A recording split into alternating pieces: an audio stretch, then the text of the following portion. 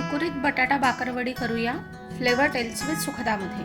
नेहमीचीच बाकरवडी थोड्याशा वेगळ्या पद्धतीने बनवूया। त्यासाठी 2 वाट्या मैदा, त्यात थोडासा ओवा, मीठ आणि कडकडीत 2 चमचे तेलाचं मोहन घालून व्यवस्थित एकत्र करून घेऊया।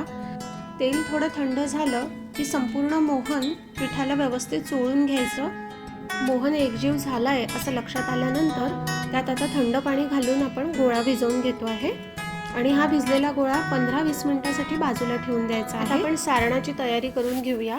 एका कढईत थोडंसं तेल घालून त्यात मोहरी, आलं, लसूण, जिरं, कोथिंबीर, हिरवी मिरची याची पेस्ट, 1 चमचाभर शोप असं सगळं घालून व्यवस्थित परतवून घेऊ।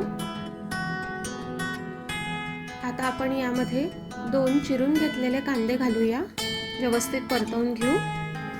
यामध्ये आता अर्धा चमचा हळद, 1 चमचाभर तिखट, 1 चमचा धने पावडर असं सगळं घालून व्यवस्थित एकत्र करून घेऊया।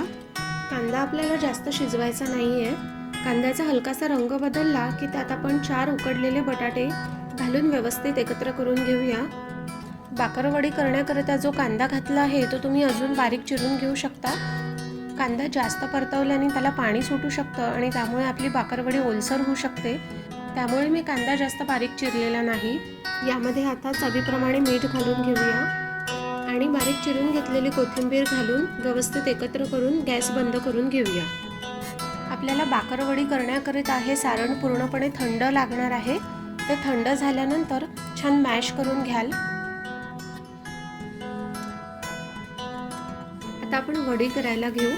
त्यासाठी मैद्याचा एक छोटासा गोळा घेऊन पातळ असा लाटून घ्यायचा आहे। बघा, अगदी आपण पोळी करतो तसं पातळ लाटायचं आणि त्यावर एकसारखं असं सारण पसरवून घेऊन त्याचा घट्ट असा रोल करून घ्यायचा।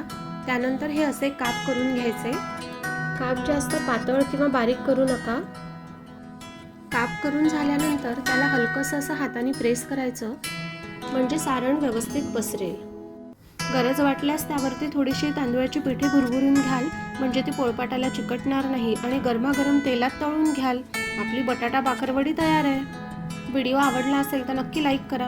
पुन्हा भेटू।